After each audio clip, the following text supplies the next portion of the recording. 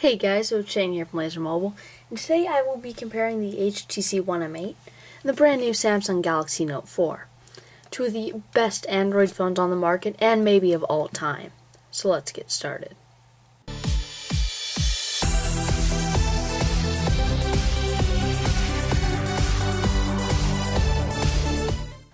So to start off with the design of both these devices, I'm going to start off with the HTC One M8. The HTC One M8 has a beautiful aluminum unibody design that curves around the sides of the phone. It is 90% aluminum, and the aluminum curves around the sides and gives it an amazing feel in the hand. On this device, my device is kind of worn, but as you can see, there's a brushed metallic look, which looks amazing. This color gunmetal gray I love as well. The only downside to this is that there's a bar right here, and it just kind of gets in the way when you're playing games and stuff like that. That's the only disadvantage to this phone. The dual front-facing speakers are amazing, and it is slightly waterproof. If you splash or even rinse it with water, it should be fine. It is IPX3 certified, so it can just basically run under jets of water. That's basically it on a certain angle. And it comes in gold, silver, and space gray models. Now the Samsung Galaxy Note 4 has a very premium and nice design as well. It has a fake leather design on the back, which just feels a lot better than the Note 3s and way better than the Samsung Galaxy S5s. There's a slightly protruding camera, but the sides on this brand new Note 4 are aluminum and chamfered, and they do feel amazing in the hand. So that is kind of annoying with the Samsung. However, I do like the physical buttons, so I always love a home button, which comes with a fingerprint scanner, and there's a heart rate monitor on the back of the device. Now the back is also removable, allowing you access to the removable battery, SIM card, and micro SD slot, which is always a very useful feature. Now the Samsung Galaxy Note 4 comes in pink, black, and this black looks kind of bluish in my opinion. Pink, black, white, and gold. Overall, I prefer the design of the HTC One M8 because it just looks, in my opinion, and feels a bit better than the Note 4s. However, with the Note 4, you have to take into consideration stuff like the S Pen, which is a very useful feature, and I find myself drawing out my text all the time with it. It's just overall a great phone. Both these, and you can't really go wrong either way with either design for these devices. Now, when it comes to the hardware on these devices, I'll start with the Note 4. The Note 4 has a 5.7-inch Quad HD display with 515 ppi. This display just looks amazing, and when watching videos, it just can't be rivaled by anything else on the market. I'll pull up one of my videos here, and it's just an amazing viewing experience with 5.7-inch display and QHD. It just really can't be rivaled on the market.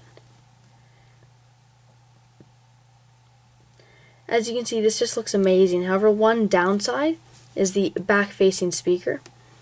But still, it doesn't really take away from the overall display, just more of the viewing experience on this device. So, the Note 4's display is beautiful. However, it also has a very powerful CPU. It has a 2.7 GHz quad-core processor, the Snapdragon 805, and 3 GB of RAM. This makes this device extremely powerful and is amazingly snappy. However, something like TouchWiz, when it's installed over this device, is kind of... TouchWiz just kind of drags down the overall speed of the device. That's why I have something like Google Now Launcher installed, because I personally do not like TouchWiz. And when something like Google Now Launcher is installed, it allows the device to take full advantage of the processing power. So that's basically it for this. Both these devices are incredible at gaming, and you can't. And the Note 4 just performs amazingly. Now, when it comes to the HTC One M8, it has a 2.5 GHz Snapdragon 801 processor and 2 GB of RAM. It is amazingly fast and performs just as fast as the Note 4 does when it comes to games. The display is also very nice as well. The display is a 5-inch 1080p display with 441 ppi. Now both of these devices have beautiful displays. However, I have to give it to the Note 4. Well, not everyone prefers a big display. The Note 4 is not too big. Some people might think so, however, in my opinion, it just gives you more space to view videos. Something like the One Max, the HTC One Max, might be too big for some people, and it actually was almost too big for me, but I used that for a while, and I feel like the Note 4 is a perfect point between the One Max and the One M8. Now, when it comes to the camera on both these devices, the Note 4 has a 16 megapixel camera with optical image stabilization on the back and a 3.7 megapixel on the front. So I'm just going to take some detailed shots of the one I made here. And I feel like Samsung photos specifically do not look nearly as well in the viewfinder as they do after the fact. So as you can see, you can really see the individual details on this, and even things that are specific to my device, like a little nick right here below the camera. You can clearly see that, and look how far zoomed in that is. This device just has amazing quality, and it just allows you to crop it more than anything else. It does well in pretty much every condition. It's one of the best cameras on the market. Now the 3.7 megapixel front-facing camera can also shoot in Quad HD video, which is something that not everyone will use because most people do not have a Quad HD, a UHD 4K TV. However, for those people who do, it's just an added feature that's overall very nice. So as you can see, you can just take a multitude of settings for video, and it's just overall a great device. You can also take panorama, selective focus, which I'll get to that later. When talking about the One M8. And there's also rear cam selfie, which senses your face and takes a photo. Now, when switching the cameras over, okay, if you put your finger over the heart rate monitor. So that does not seem to be working, but it does have a very nice front-facing camera. So that's just a bit shaky because of how I took the shot, but it's just a very nice front-facing camera. It'll just get the job done. It's nothing too special on the front-facing camera. The rear-facing camera is really amazing. Now the HTC One M8, on the other hand, has a way lower 4 megapixel camera. However, this overperforms when compared to anything else in its market. It takes pretty nice photos, even in lower light conditions, and it does perform great overall. However, where you hit problems with the One M8 is when you're trying to zoom in here. As you can see, it loses quality right away, and this is as far as it can zoom in, which when compared to the Note 4 is not very far at all. The Note 4 can zoom in way farther than the One M8. However, where the One M8 cannot zoom in, it makes up for things like Zoe highlight videos. Zoe highlight videos are maybe one of my favorite features on any phone, period. I'll just let you watch this one from Washington. I'm just going to turn the auto rotate.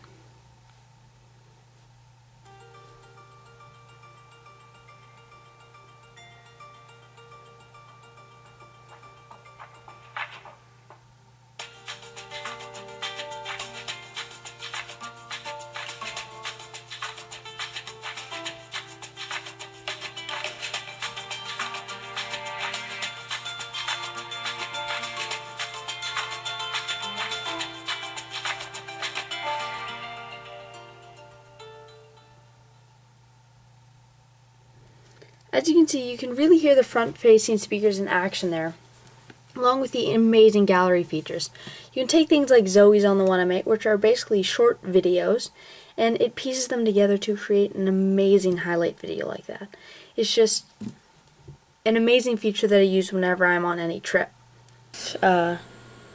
image from scratch, and yeah, click Edit, Effects, and I clicked on View Focus there. So right now, if you can see, everything is blurred, and right now the car's in focus. So you can change the blur amount, but I like it to be full because it just gives you the really cool feature where the back is blurred and the front's not. So you can do it vice versa, and that still looks pretty cool. Okay, so I'll save that picture.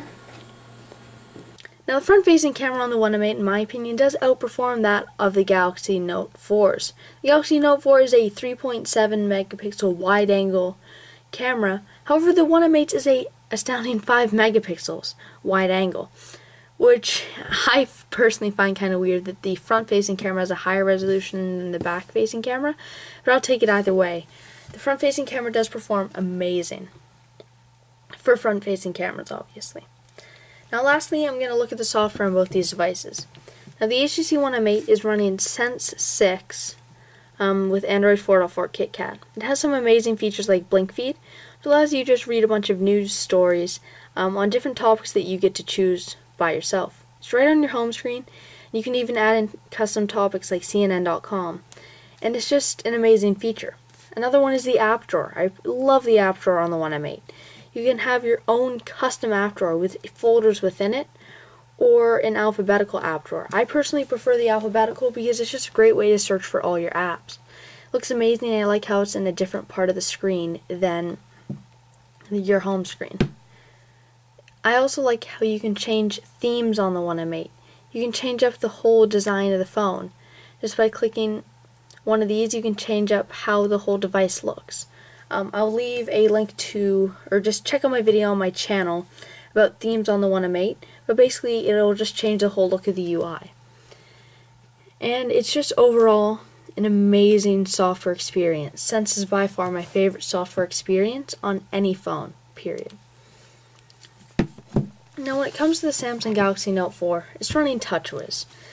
And while I honestly despise TouchWiz. It's weird noises and everything else that comes along with it bug me. However, if you install Google Now Launcher over it, it's not so bad. And while you install Google Now Launcher, you can still maintain cool features like the S Pen. It does not take away those usability features from the S Pen, so I can still type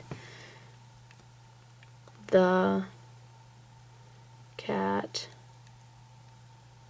is in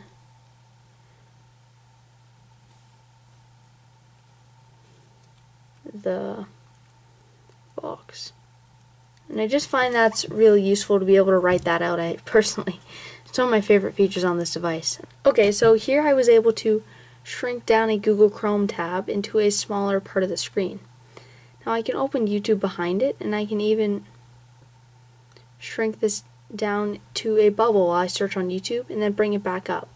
You can just make it a full screen just like that. It's a very useful feature. Another thing you can do is you can open multi-window. So what you can basically do is for supported apps, you can tap this little thing that looks like a multi-window right there.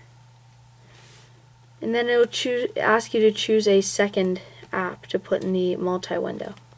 Just overall, Samsung has a lot of cool features, and when you get rid of the TouchWiz home screen and just install something like Google Now Launcher, this is just a great combination. Now, overall, both these devices are incredible. They're two of the best devices ever created in the Android market space. Samsung, with one of its first really premium phones ever, and HTC continuing with its amazing design. I personally love both of these devices. I could not choose one. The only reason why I'm using the Galaxy Note 4 right now is because the SIM card they gave me for the Note 4 won't fit in my One M8. If I had a nano SIM card, and because I have adapters, I would switch them back and forth all the time. They're both amazing devices, and you can't really go wrong. Just leave comments on which device you would like to choose, and maybe even asking me for advice on which device you think you should choose based on your needs, what you want, what you would do with your phone. So thanks for watching, guys. If you liked the video, please like and subscribe down below for much more content on the One M8 Galaxy Note 4, LG G3, Galaxy S5, Moto X 2014, iPhone 6 Plus, and much more. So thanks for watching.